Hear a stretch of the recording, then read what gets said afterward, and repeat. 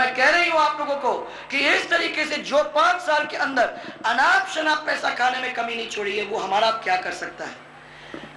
4.5 साल कोई काम नहीं हुआ, 4.5 महीने दौड़ धूप करके आपसे वोट लेने की मांग की, झूठे आश्वासन दिए।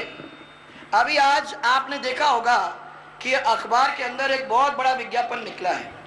उस विज्ञापन में उन्होंने लिखा कि हमने अपने जो भी वायदे किए थे घोषणा पत्र के अंदर, वो 350 या कुछ बताया, उनमें से 343 मैंने कंप्लीट कर दिए।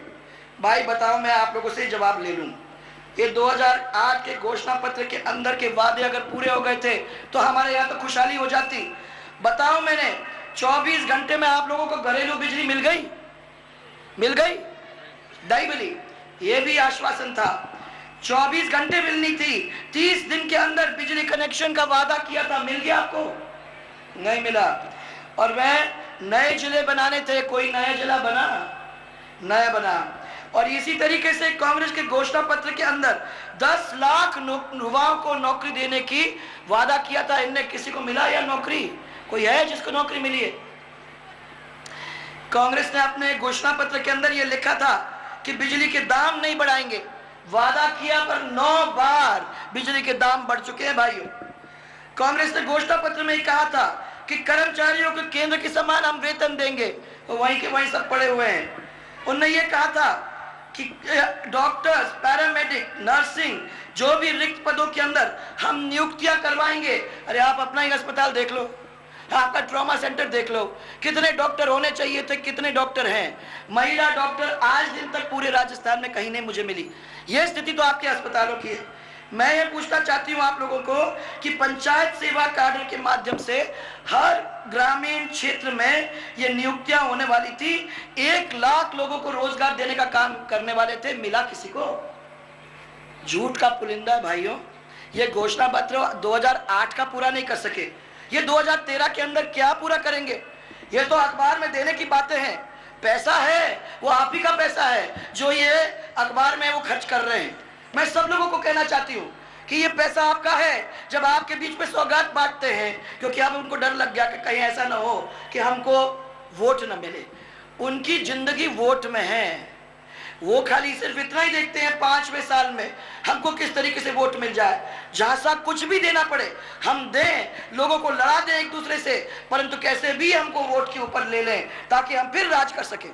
आपके बीच में आए, आपको पेंशन की बात कही, आपके बीच में आए, आपको लुगड़ी की बात कही, आपको लैपटॉप का बताया, आपको साइकिल देंगे, आपको बर्तन देंगे, आपको कुर्ता देंगे, अरे आपको सब कुछ देंगे, बस आप वोट दे दो। मैं सब लोगों को कहना चाहती हूँ ये आप ही का पैसा है, आप मेहरबानी करके ये सब ले लो, परंतु अपना वोट जब देने जाते हो तो याद रखना कि जिन लोगों ने आपके साथ इस तरीके से बर्ताव किया है उन लोगों को उस कुर्सी पर नहीं बैठने देना है। और हमारी सरकार आना है, जनता की सरकार को लाना है, कमल के फूल पर मोहर लगाना है और भारी बहुमत से हमारे हरि सिंह जी को जिता के भेजना है। माता बहने में आखिरी में आप लोगों को कहना चाहूंगा, ये चुनाव एक किस्म से आपका भी है। ये चुनाव इसलिए आपका है क्योंकि मैं मानती हूं कि जिस घर में महिला की इज्जत को तार तार करने वाले लोग होते हैं वो परिवार आगे बढ़ नहीं सकता। और मैं कह रही हूं कि आज राजस्थान का मुखिया, उसने महिला अत्याचार के अंदर और महिला दुराचार के अंदर जो राजस्थान के अंदर काम किया है उसके लिए हम एक भी उनको नहीं छोड़ सकते। हमारी बच्ची जब स्कूल या कॉलेज जाती है और अगर सही टाइम पे वापस नहीं आती है, 15 मिनट लेट हो जाती है, तो दिल में कैसे बात होती है, कैसा डर लगता है कि कहीं ऐसा ना हो कि हमारी बच्ची कहीं इधर उधर न खो गई हो, कहीं उसके साथ कोई हादसा ना हो गया। आज हमारे दिल में ये बात क्यों है? हमें तो ऐसा राजस्थान चाहिए जिसके अंदर हमारी महिलाएं सुरक्षित हैं और जिसके अंदर उनको लगता मेरा परिवार सुरक्षित है, परंतु ये सुरक्षित नहीं है भाइयों। आप सोचो कि कैबिनेट के अंदर 5 मंत्री, कैबिनेट के अंदर 5 मंत्री जिन्होंने महिला अत्याचार और दुराचार के अंदर जो पकड़े गए हैं और जिनको कैबिनेट छोड़ के नीचे उतरना पड़ा, एक ऐसी सरकार है जिसको चुल्लू भर पानी में डूब के मर जाना चाहिए। जो अपनी महिलाओं को नहीं संभाल सकता वो क्या प्रदेश संभालेगा?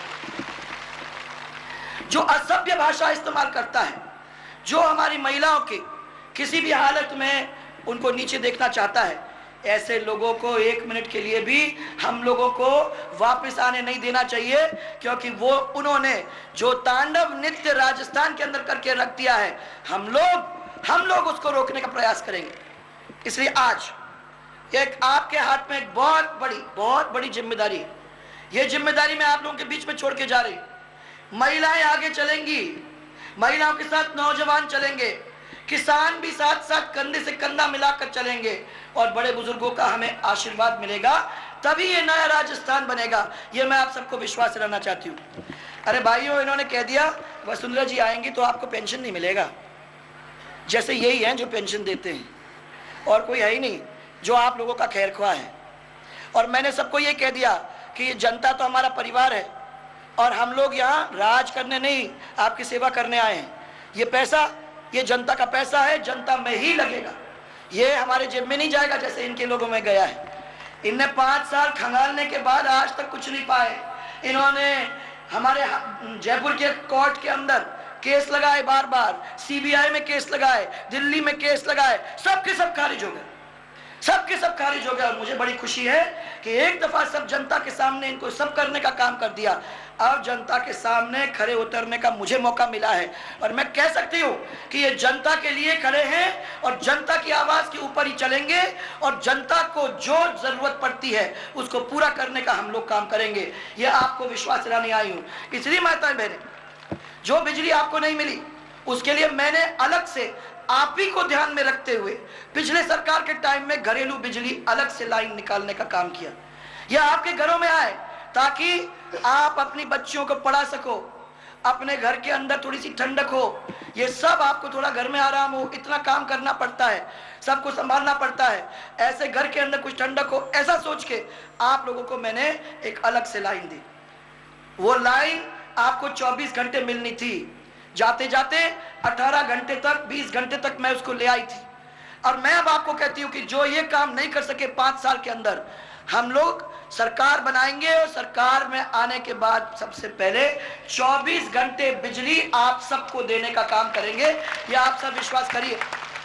और मैं आपको कहना चाहती हूँ कि इन्होंने तो वादा किया कि हम 10 लाख बच्चों को नौकरी देंगे और दिए किसी को भी नहीं। मैं आपको कहना चाहती हूँ कि अपने टाइम के अंदर हमने 10 लाख बच्चों को गैर सरकारी और सरकारी नौकरी देने का काम किया और आने वाले सरकार में 15 लाख बच्चों को टेट को एक तरफ रखते हुए उसका प्रबंधन करते हुए आरपीएससी के द्वारा आप लोगों को नौकरी दिलाने का हम काम करेंगे। इसी तरीके से किसानों को 1% दर के ऊपर खेती बाड़ी के लिए कृषि ऋण उपलब्ध कराया जाएगा और पंजीकृत बेरोजगार जो नौजवान हैं उनको 20 लाख की ऋण सुविधा सरकार की गारंटी के ऊपर 3% ब्याज दर पर उपलब्ध कराया जाएगा। और ये भी है कि खेती बाड़ी के ऊपर अगर कोई किसान की मृत्यु हो जाती है तो उस किसान के परिवार को 5 लाख रुपए मिलेंगे और अगर वो घायल हो जाता है अपने खेत के ऊपर तो 1 लाख रुपए उसको मिलेंगे। ये हम लोगों ने पूरी तरह से आप लोगों के लिए योजना बनाई है। राहुल गांधी ने कहा था भाइयों, पूरी रोटी खाएंगे, 4 रोटी खाएंगे, 100 दिन काम करेंगे, दवाइयां लेंगे और कांग्रेस को जिताएंगे। क्यों भाई? हमने ये कहा कि रोटी के साथ साथ हमको तो रोजी चाहिए। हम किसी के टुकड़ों पे नहीं पल रहे हैं। हम सब अपनी इज्जत और स्वाभिमान उसको बरकरार रखते हुए राजस्थान में अपने पैर पे खड़े होंगे। हम सबको कहना चाहते हैं कि रोटी देंगे परंतु उसके साथ हम हमारे लोगों को स्वावलंबी बनाने का काम करेंगे, वो अपने पैर पे खड़े हो और राजस्थान एक नया राजस्थान बनाने में काम करें। क्यों भाई, तैयार हो? तैयार हो? मुझे मालूम है कि धूप बहुत है और आप लोग उस धूप में बैठे हो, परंतु मेरा विश्वास है कि आप लोग कमी नहीं छोड़ोगे। इसलिए मैंने पूछा कि ये लड़ाई लड़ने को तैयार हो? या आपके सामने हरि सिंह जी खड़े हैं। हरि सिंह जी को आपने अच्छी तरह से देखा है, वो विधानसभा के अंदर भी जोरदार तरीके से आपकी लड़ाई लड़ते हैं और यहाँ भी मैं समझती हूँ इस बार भी कोई कमी नहीं छोड़ेंगे। मैं जानती हूँ कि किस जोर से आपका ये काम करते हैं और इसीलिए आज। ब्रेक के बाद बढ़ते हैं आगे। राजसमंद के आमेठ में कुछ देर पहले चुनावी सभा को संबोधित करते हुए क्या कुछ कहा भाजपा प्रदेश अध्यक्ष वसुंधरा राजे ने, आइए सुनते हैं।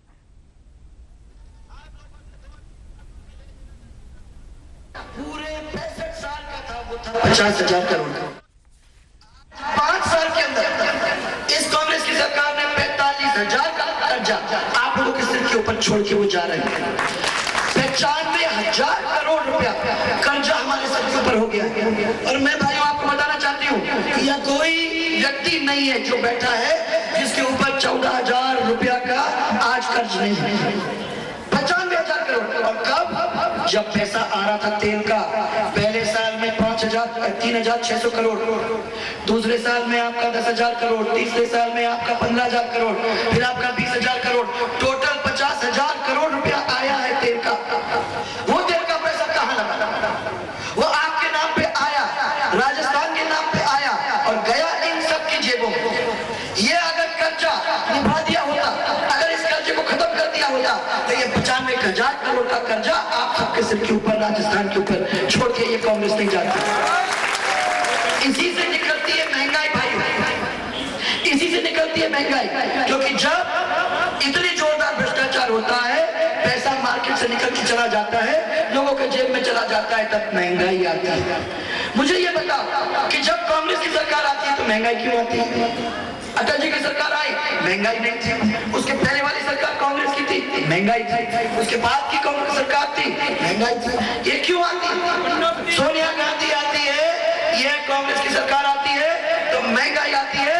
क्योंकि 65 साल इन्होंने अपने घर बनाए, इन्होंने कभी जनता का ध्यान नहीं दिया। जनता पड़े कूड़े में, हमारे परिवार सही तरीके से अपने पैर पे खड़ा हो जाए, ये इस कांग्रेस पार्टी और इसके परिवार ने काम किया है। भाइयों, गरीबी हटाओ नारा सुना है ना आप लोगों ने? इसी पे हम लोग चुनाव लड़ते हैं। कांग्रेस जब भी बीच में आती है बोलती है नारा यही है, आप गरीबी हटाओ। अरे नेहरू जी ने गरीबी हटाई, इंदिरा जी ने गरीबी हटाई, राजीव जी ने गरीबी हटाई, सोनिया गांधी जी ने गरीबी हटाई, और ये राहुल गांधी आया वो भी गरीबी हटा रहा है। तो 65 साल क्या कर रहे थे? गरीबी हटाते हटाते आज स्थिति में ला दिया है कि विश्व बैंक कहता है कि हिंदुस्तान की 70% जनता बीपीएल के नीचे बैठी हुई है और 30% बची हुई है। भाइयों, बस उसका भी बेड़ा गर्क कर दो। ये कांग्रेस आ जाएगी तो उसको भी नहीं छोड़ेगी। ये मैं आपको कहना चाहती हूँ, आज हिंदुस्तान की स्थिति बना के रखती है। अरे माता बहने और किसान भाई, जो किसान भाई कभी जाता है खेत के अंदर तो क्या हालत हो रही है उसकी? ना बिजली है, ना समय पे पानी है, खाद और बीज महंगा हो गया, और अगर मिलता है समझो तो वो नकली है। आपका पेट्रोल और डीजल तो कहां से कहां पहुंच गया है? अरे बाजार में जाती हो, बताओ माता बहने, प्याज के भाव क्या हो गए? और नमक भी नहीं छोड़ा, नमक भी नहीं छोड़ा है। ये तो इतने दुष्ट हैं, वहां तक भी नहीं छोड़ा है। ये सब चीज महंगाई हो गई है। और महंगाई क्या है? मजाक उड़ाते हैं हम सब गरीबों का। क्या कहते हैं? इनके मंत्री से कोई पूछे कि ये गरीबी क्यों हो रही है, तो बोलते हैं ये गरीबों की वजह से बढ़ रही है। क्यों? हाँ, 2 रोटी पहले खाते थे सूखी, तो जब तक सूखी रोटी खाते थे महंगाई काबू में था। अब सब्जी खाने लगे हैं उसके साथ। एक मंत्री कहता है कि सब्जी खाने लगे हो इसलिए महंगाई बढ़ गई।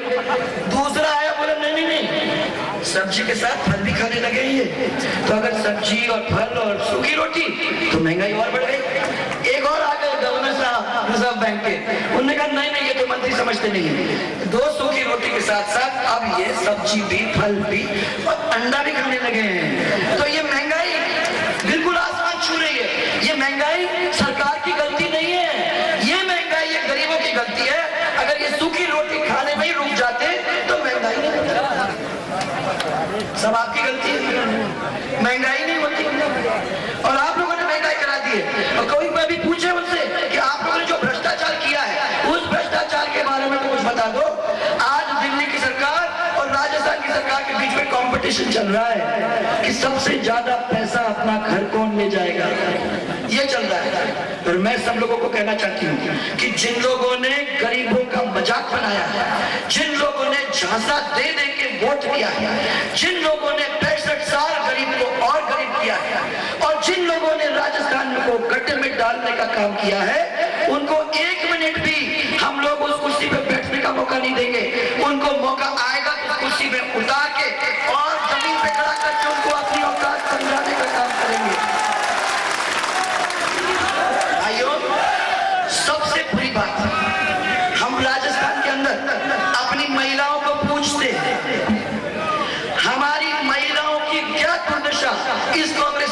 छोड़ा? आप मेरे को बताओ। कोई भी महिला सुरक्षित सड़क के ऊपर चल नहीं सकती। हमारी बच्ची अगर कॉलेज चली जाती है या स्कूल चली जाती है और 15 मिनट लेट हो जाती है तो क्या हो जाता है हम सबके दिलों के अंदर? ऐसा लगता है कहीं उसके साथ कुछ हो तो नहीं गया है। यह है राजस्थान के अंदर महिलाओं की दुर्दशा। इतना अत्याचार, दुराचार, पुलिस थाने के अंदर महिलाओं के साथ बलात्कार, चेचर के थाने के अंदर उस बेचारी बच्ची के साथ बलात्कार ही नहीं किया, उसको जानलेवा हमला करके मार दिया। और आज तक किसी को यही नहीं मालूम है कि किसने किया। अरे पुलिस थाने में हो जाए और किसी को मालूम नहीं है, अगर रक्षक ही भक्षक हो जाए तो आगे चल के क्या होने वाला है? ऐसी सरकार, जो सरकार हमारी महिलाओं की इज्जत को संभाल के नहीं रख सकती, ऐसी सरकार जिन्होंने हमारी बच्चों की, हमारी बेटियों की, हमारी बहुओं की इज्जत को दाग करके रख दिया है। अरे जयपुर के अंदर मूक बगीर बच्चियों को नहीं छोड़ा, जो सुन नहीं सकते थे, जो बोल नहीं सकते थे, उनके ऊपर भी अत्याचार और दुराचार करने में छोड़ा नहीं है दुष्टों ने।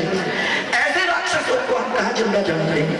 मैं सब लोगों को कह रही हूँ, माता बहनों, ये आपकी लड़ाई भी है। इस लड़ाई के अंदर आपको ये ध्यान रखना है कि जिन लोगों ने महिलाओं की ओर इस तरीके से लांछन उठाए, असभ्य व्यवहार विधानसभा के अंदर से लेकर बाहर तक किया है, जिन लोगों ने राजस्थान के माथे के ऊपर कलंक का टीका लगा दिया है, जिन लोगों ने राजस्थान की महिलाओं के बारे में, जो राजस्थान की महिला इतिहास के अंदर पूजी जाती है, आज उस कैबिनेट के 5 मंत्री, एक नहीं, 2 नहीं, 3 नहीं, 5 मंत्री को महिलाओं के अत्याचार और दुराचार की वजह से उस कुर्सी को छोड़ के नीचे उतरना पड़ा। कितनी शर्म की बात है। आप अपने घर की महिलाओं की इज्जत को नहीं संभाल सकते तो कौन संभालेगा?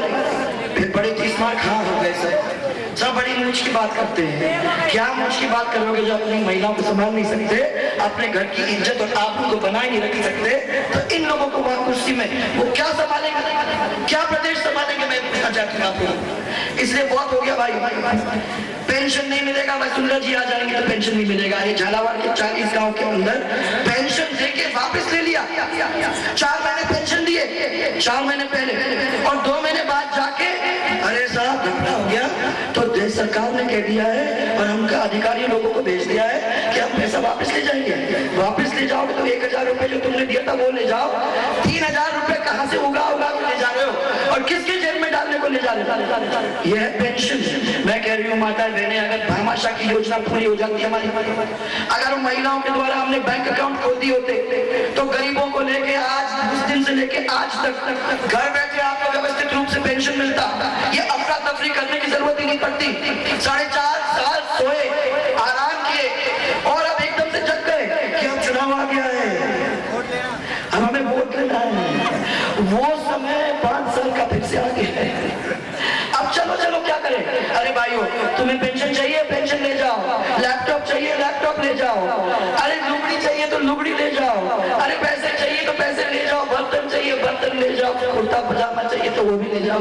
क्या चाहिए बता दो, बस इतना ही है कि कुछ भी ले जाओ, हमारा घर लुटा के हम दे देंगे तुमको, बस वोट ले जाओ। हम तो घर लुटा के दे देंगे, तुम तो सब ले जाओ, बस वोट ले जाओ, ताकि 5 साल और हम तुमको परेशान कर सकेंगे। अब हम सब सीख गए, 65 साल निकाल दे, गरीबी हटाओ, गरीबी हटाओ। हम आपके कल के बारे में सोच रहे हैं, कल तो आया ही नहीं, 65 साल निकल गए, गरीबी भी नहीं हटी, कल भी नहीं आया। हमको तो कहना इतना ही है कि आज जो आप कल कर रहे थे, हमें आपके कल से कोई मतलब नहीं है, वो आज करो, और जो आज कर सकते थे वो अभी करो। हमारे किसी के पास समय नहीं है। और माता बहने, इसलिए मैं आपको यहाँ कह रही हूँ, ना बिजली है, ना पानी है, ना सड़क है, ना रोजगार, ना डॉक्टर है, ना टीचर है, तो क्या है? क्या किया 5 साल में? जहां मैं जाती हूँ देखती हूँ सड़क टूटी पड़ी हुई है, बिजली ट्रिपिंग हो रही है, किसान 12-12 बजे रात को अपने खेत में खड़ा है कि मैं पानी दूंगा खेत में। मैं आपको सबको कहना चाहती हूँ कि मेरे जाने से पहले मैंने आपको एक लाइन दी थी बिजली की, घरेलू बिजली के नाम से। ये पहली दफा राजस्थान के अंदर हुआ और मैंने इसलिए किया कि आप लोगों को परेशानी ना हो, हमारी बच्चियों को घर के अंदर लट्टू में पढ़ने को मौका मिले।